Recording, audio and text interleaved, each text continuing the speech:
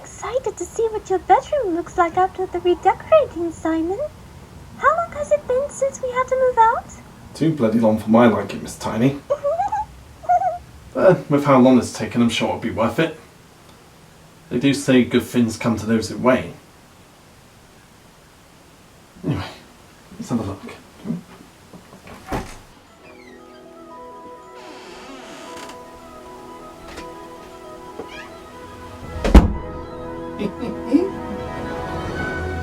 Whoa! This is amazing!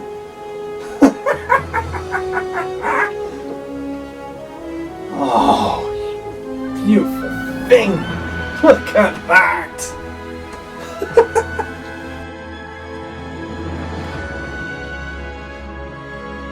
Oh, this! Oh, the cactuses!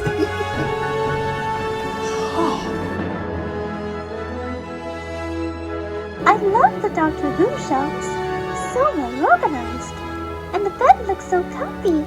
Oh, this room is brilliant, Miss Tiny. It was definitely worth the wait. So very neat. Suppose I ought to have a look at my new office as well. That's been redone too during the bedroom. So while I'm doing that, you can watch PJ Masks on Disney Plus, Miss Tiny. I'll see you in a bit. Okay, see you later, Simon.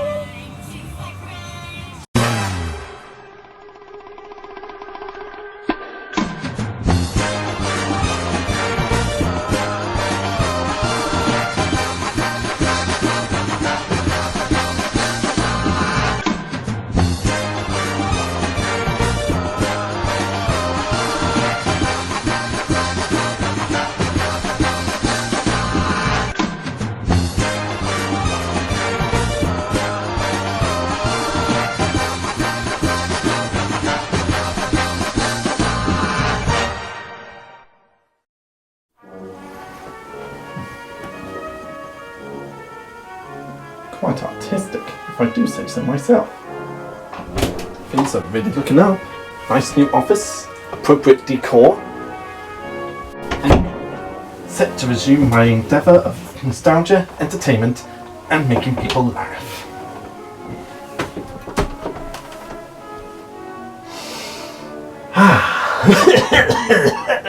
Yes, brand new bedroom, brand new office. Things are coming up, Simon. And what better way to celebrate than going on memory lane back to the 90s, to the days when this classic game was released.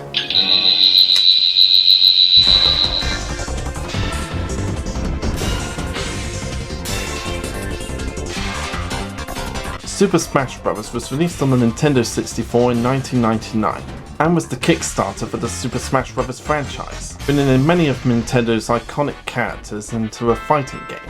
Everything that the Super Smash Bros. Franchise became over the years is all thanks to this classic from the Nintendo 64. And a very interesting fact about this game was that it didn't originally start off as Super Smash Bros. What? It was initially called Dragon King the Fighting Game, which featured simple characters. Created by Masahiro Sakurai, after presenting the pre-alpha demo to HAL Laboratory. He was approached by a fellow employee who suggested that the game should include famous Nintendo characters as a way to market the game. Initially hesitant about the idea, he was later convinced and began retooling his demo. And thus one of the greatest video game franchises ever was born. I like it. It's funny how this video game started off as a project that had nothing to do with any of the Nintendo icons. It was going to be an original idea until someone decided to put Nintendo characters in it. And that decision really paid off. When this game was first announced, nobody knew what the hell it was going to be.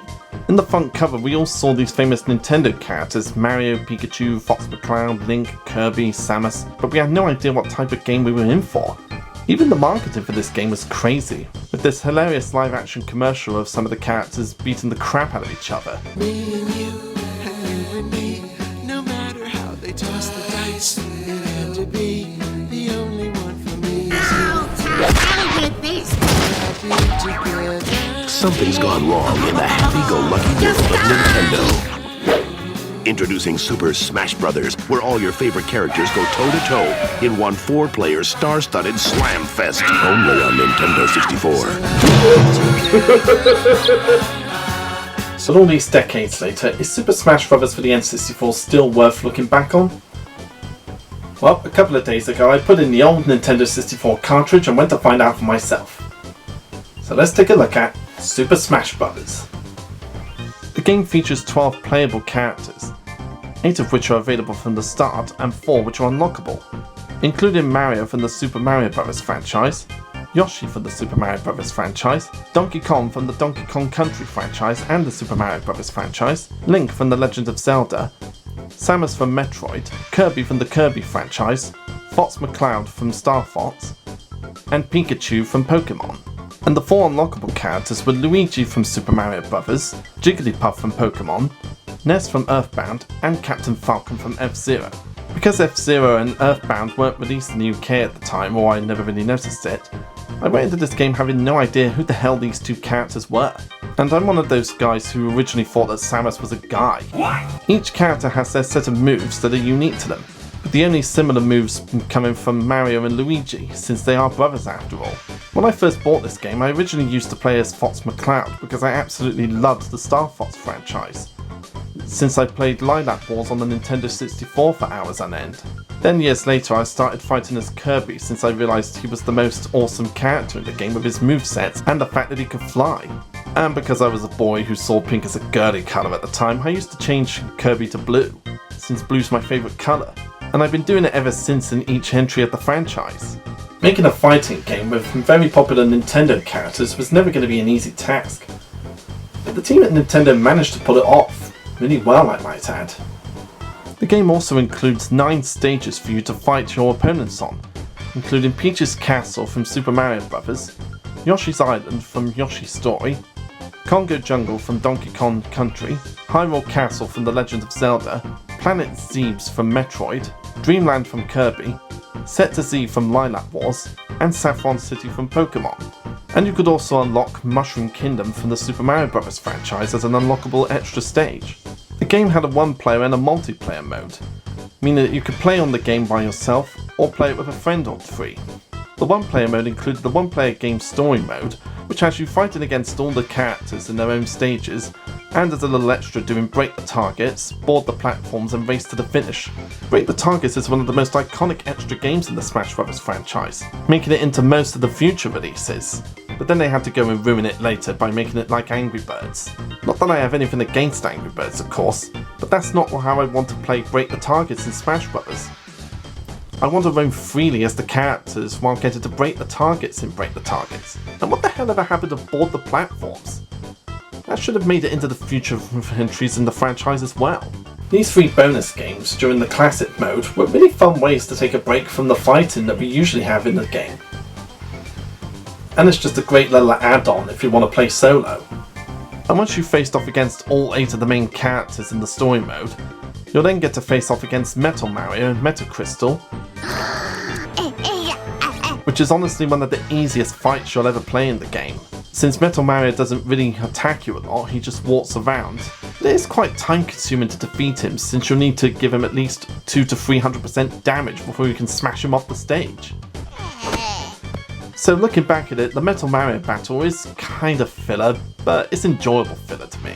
You'll also get to fight the Fighting Polygon team in Duel Zone, a semi-final battle before the final battle, where you fight against dozens of these purple polygon characters. And much like the Team Yoshi and Team Kirby fights, they're really easy to defeat, especially if you're on easy mode and you could just smash them off with one hit. And then the final fight for the story mode is Master Hand in Final Destination. Master Hand is essentially a massive white glove with 5 fingers, who has his own unique set of moves which usually involves using his fingers in various ways. Master Hand's battle is a stamina battle, so you have to keep hitting him until he runs out of health. And he has 300% health, so it can be quite time consuming if you've never fought him before and this is your first time fighting him. Or if you've fought him dozens of times before, you could pretty much whiz through hitting him as much times as you can before you get hit by his attacks. You can also try out your moves and the weapons in training mode on any of the 9 stages. All of the items in Super Smash Bros. Come from the various games that the characters are from, So for example, you'll have bob-ombs, power stars, capsules which contain various items, and the Pokeballs that contain several types of Pokemon. Fun fact, when this game came out, it was around the time when me and my older brother were watching the Pokemon anime. So we really got into the Pokemon characters in this game, mainly because of the anime. So it was really awesome for us to see these various Pokemons that would come out of the Pokeballs. And it's never the same Pokemon each time. You never know what you're gonna get. And to this day, Goldeen is still the worst Pokemon to come out of a Pokeball since it literally does nothing. And if you're lucky, you might get to see the mysterious Mew come out of a Pokeball. But then again, you might not get to see it every time you play it, since it's very rare that that actually happens. You can also play Break the Targets and Board the Platforms individually in one-player mode, just to try and break your own and Break the Targets and Board the Platforms records. And completing all Break the Targets with all the characters is the one way you can unlock Luigi, and completing Board the Platforms with every character is the way that you can unlock the Mushroom Kingdom stage. So if you want to complete this game 100%, then you'll have to do all of the things that I've listed. And the multiplayer of course contains Versus mode, where you can have up to 4 players fighting against each other in either a timed battle or a life battle, where you keep fighting until you lose all your lives and there's only one player standing. The controls in Super Smash Bros. Are quite easy and simple, but they had to start somewhere with their very first game. They didn't have the technology or the memory to do anything massive, but I think it's a really good start for the franchise. The music for Super Smash Bros. Was composed by Hirosaki Ando, who made new remixes of music from the classic games the characters came from,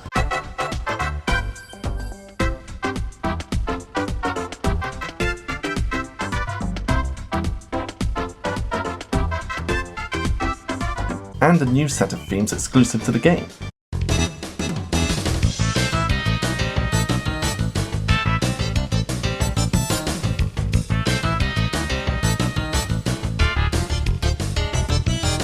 My personal favourite is the Metal Mario battle music, because of how awesome and retro it sounds.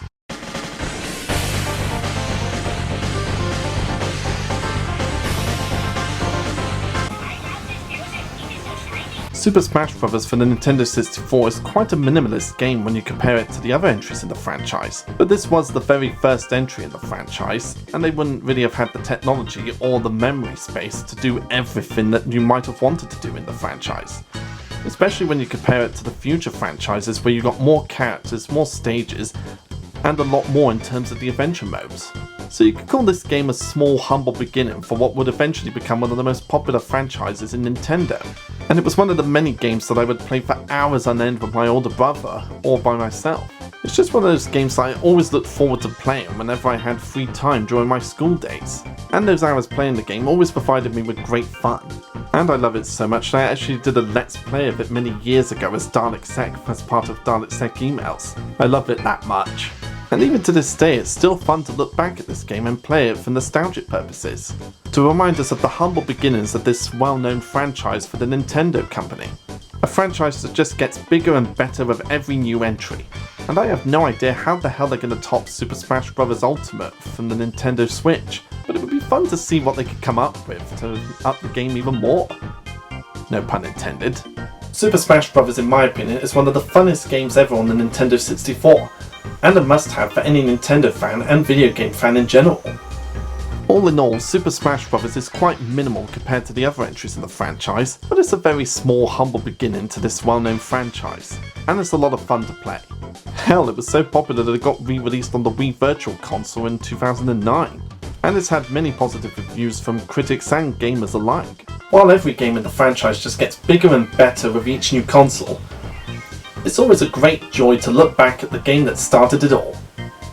So if you haven't played this game for a while or just haven't played it at all, then I would recommend adding this to your collection, especially if you own a Nintendo 64. It's one of the most fun and exciting and cool games on the console, and I always look forward to looking back at it and playing it for nostalgic reasons. It's a great game to add to your collection. I'm Dalek44, and I'll see you next time, folks.